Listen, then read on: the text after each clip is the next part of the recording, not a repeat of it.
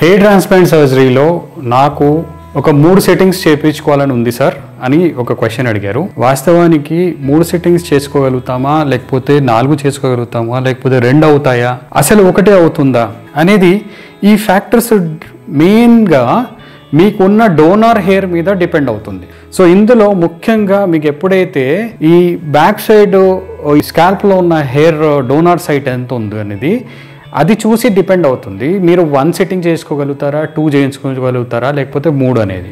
ఎప్పుడైనా మీరు అనుకోవచ్చు నాకు బియర్డ్ ఉంది, చెస్ట్ ఉంది, ఇక్కడ నుంచి చాలా హెయిర్ ఉంది, ఇక్కడ నుంచి తీసుకొని మనం చేయొచ్చు కదా అని అనుకోవచ్చు. కానీ వాస్తవానికి మీరు ఎప్పుడైతే పైన నుంచి కింది వరకు వస్తారో ఆ డోనర్ గ్రాఫ్ట్ సర్వైవల్ అనేది తగ్గుతా పోతుంది. మీరు బియర్డ్లో తీసుకుంటే దానికి సర్వైవల్ తగ్గుతుంది, చెస్ట్లో తీసుకుంటే ఇంకా సర్వైవల్ తగ్గుతుంది. సో ఈ ఫ్యాక్టర్స్ అన్నీ మనం చూసుకొని అప్పుడు మీకు ఎలా సూటబుల్ ఉంటుంది అనేది అప్పుడు మనం డిసైడ్ చేసుకోవాలి. అంతేగాని సార్ నాకు డోనర్ బాగుంది, నాకు 3 సెట్టింగ్స్ చేయగలుగుతారా, 4 సెట్టింగ్స్ చేయగలుగుతారా అనేది మనం ఎప్పుడు ఒక కంక్లూజివ్ లైన్లో మనము మాట్లాడలేము. మీకు డోనర్ ఎంత ఉంది, ఎన్ని గ్రాఫ్ట్స్ తీయగలుగుతాము, ఒక సెషన్లో ఎన్ని వరకు చేయగలుగుతాం అనేది అది ఆ రోజు ఆ పర్టికులర్ డాక్టర్ మీకు డిసైడ్ చేసి చెప్తారు.